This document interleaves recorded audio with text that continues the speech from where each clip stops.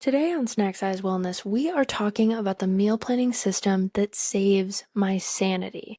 Okay, I have used this system and honed this system over 3 months of my husband being on night shift, which meant that for every day and every night, I was in charge of the toddler and the house and also had to do my homework. I did it all. Welcome back to Snack Size Wellness. I am Alex. I'm a full-time nutrition student, certified nutritionist, and a toddler mom. I am also a military spouse, and my husband has a pretty insane schedule since our son was born. Every 3 months, he switches shifts.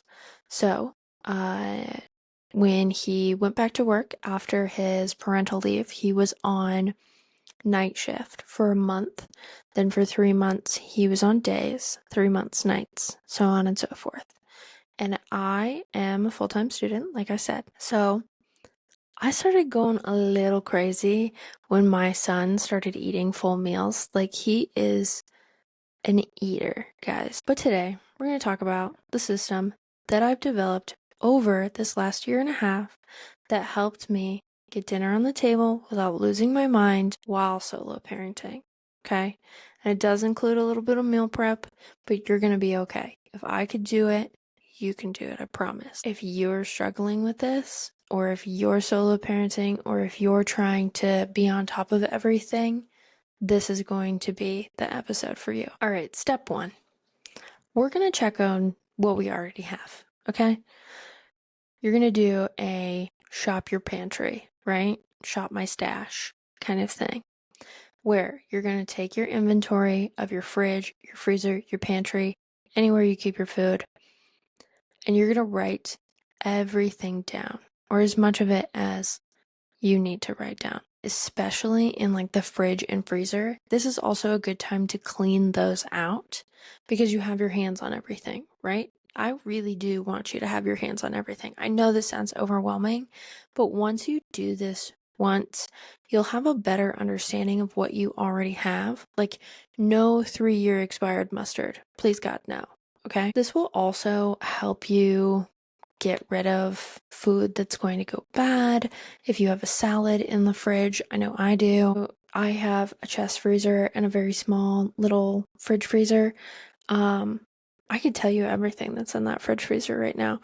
The chest freezer, however, I could probably tell you 50%, and that is on this shopping my pantry because I like to cycle everything out. I like to eat through it before I have to buy new, right? We're not just buying things to buy things. We're buying things because they're on our list.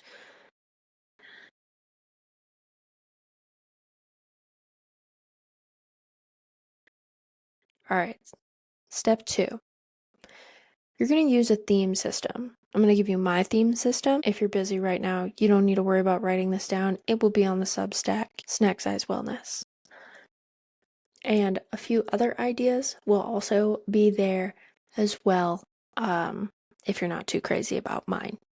This system allows you to have variety in your week and structure to your meal plan. All right, you're not going to be overwhelmed. And look, you can move these around. It's not like a sin to not eat tacos on Tuesday. All right, you can do whatever you want. If one's not working for you one day, do a different thing. All right, this is going to make meal planning quicker. This is going to make your mental load better. This is going to help during the week so you know exactly what you're having. It's my favorite new thing. Here are my themes. Monday, Mexican. Tuesday, Asian. Wednesday is what we call Olive Garden, which is pasta, soup, salad, and bread. Not exclusively all four of those things, but you get the picture. Thursday is one pan or one dish dinners.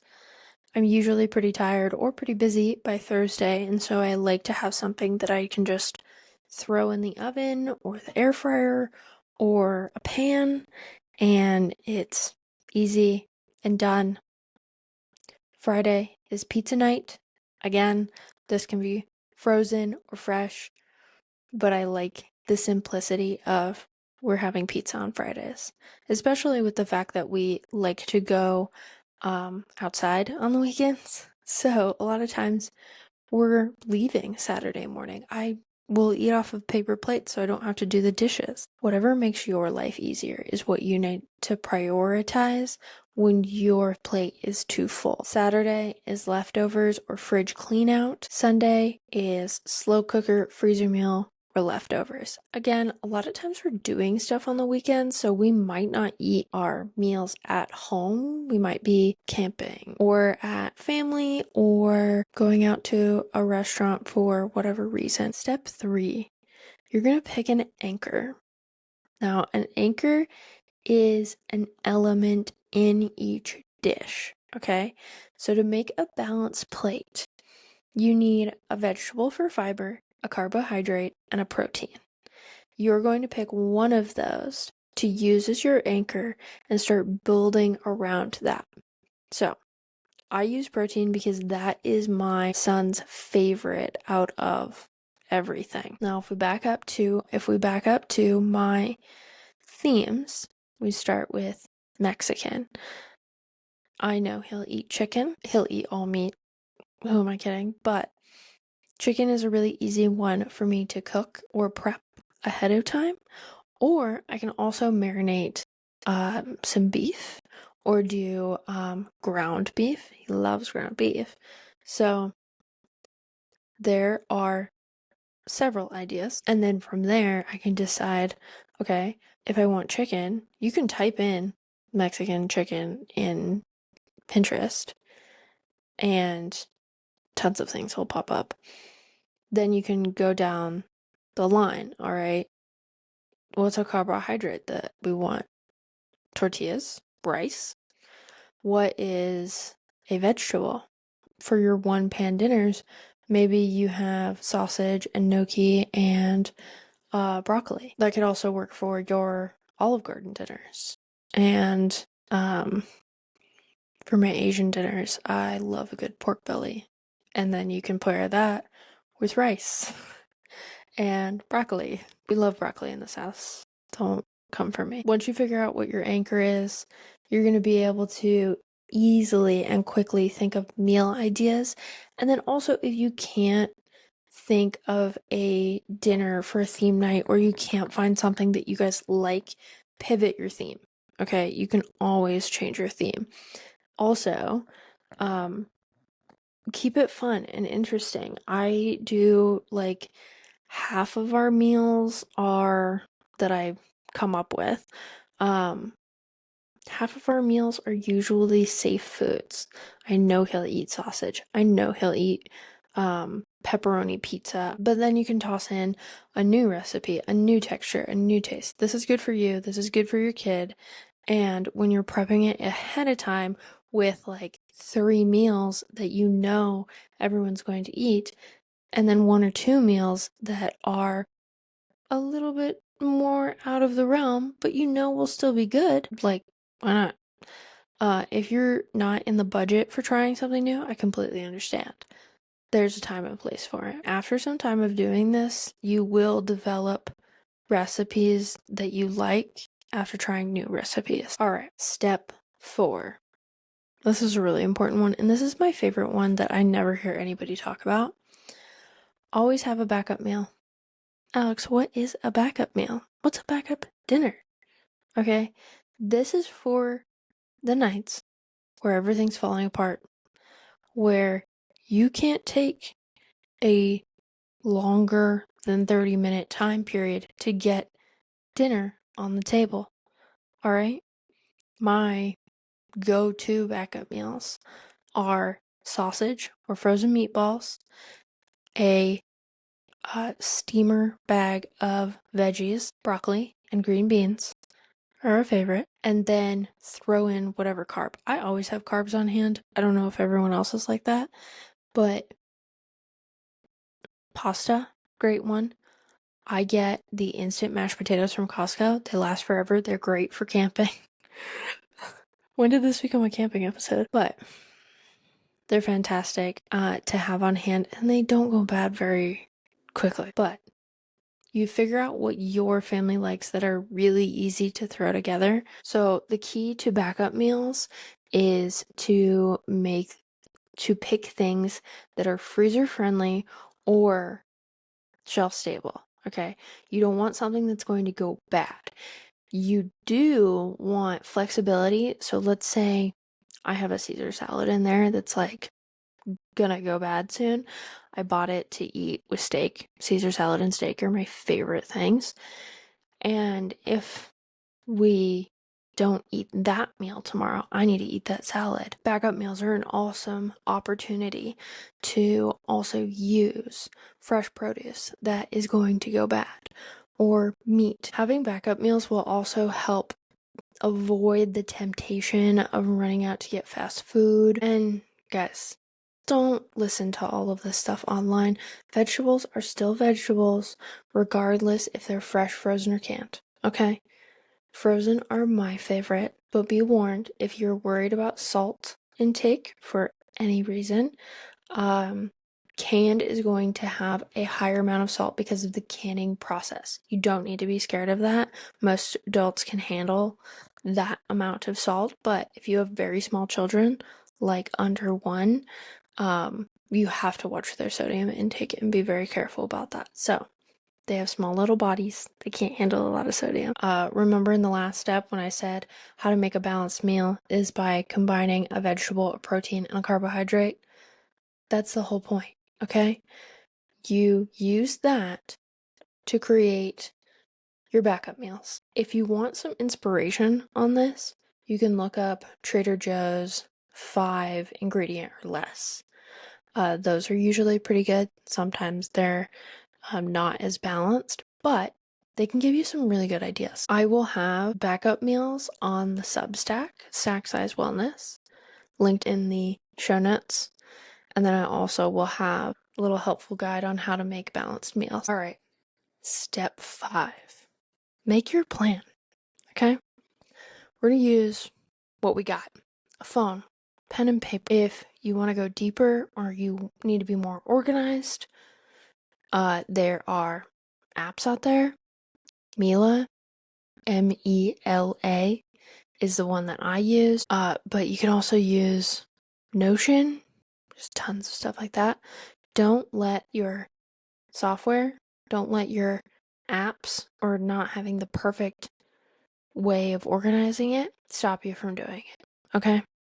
You're going to do it regardless, and then you're going to figure out what would be perfect for you because you don't know until you've done it. You're going to sit down and you're going to make your plan first. You're going to write down each of your categories: breakfast, lunch, dinner, snacks, dessert, whatever your categories look like. It's none of my business. And you're going to start filling in each thing. For dinner, make sure you put down your themes. Okay? So for mine, I don't need to worry about Friday, Saturday, and Sunday because the weekends we do leftovers. Friday we do pizza. The rest of the days, I just look at my themes and then I go from there. And pick the things that are going to be the easiest for you to decide. Obviously, like I said, I don't have to think about pizza. It's just pizza. Like, it's not that big of a deal. Keep in mind the inventory you did earlier to help decide your recipes. This is also like recipe hunting, where you have written down everything that you have. And I know that feels overwhelming. To keep that from being overwhelming, you can highlight all of your meats in one color or like reorganize it in some way. Once you have your meals figured out, then you're going to make your grocery list. Okay? And I suggest giving yourself an hour or like an uninterrupted hour to find recipes and like actually go through and plan your meals because it's hard. I understand that. It is hard. I a lot of times will try to do it during the day, but then if I really need to focus on it, I'll do it after my son goes to bed. All right, once you have all of your recipes picked and your day is planned, then you're going to go through and you're going to make your grocery list. Hopefully in the beginning, it's not super long if you have food at home, okay? Remember, you need to use the food that you already have. We're going to use as much as we already have to save us money, to save us headache, to clear up space, okay?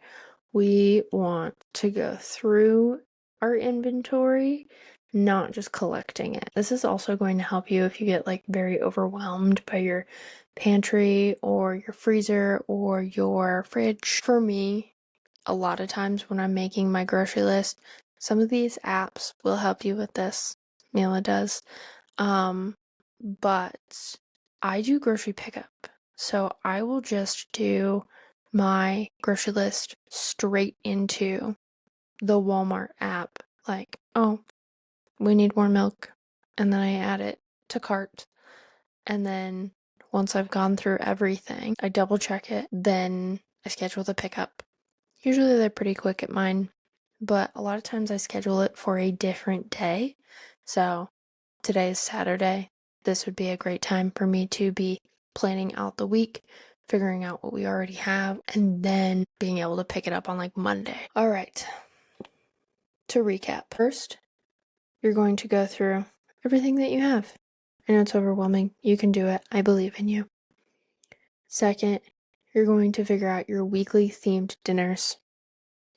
You can steal mine, or you can do something else. Step 3, you're going to decide your anchor for your meals. Step 4, figure out your go-to backup meals. And step 5, you're going to actually do the plan.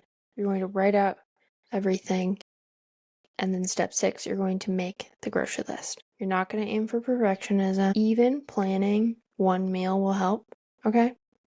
Even just plan your lunches for the week. Plan your breakfast for the week, especially if you're somebody who skips breakfast. Stop skipping breakfast. We need to eat breakfast, guys. Next week, we're talking about my toddler meal formula.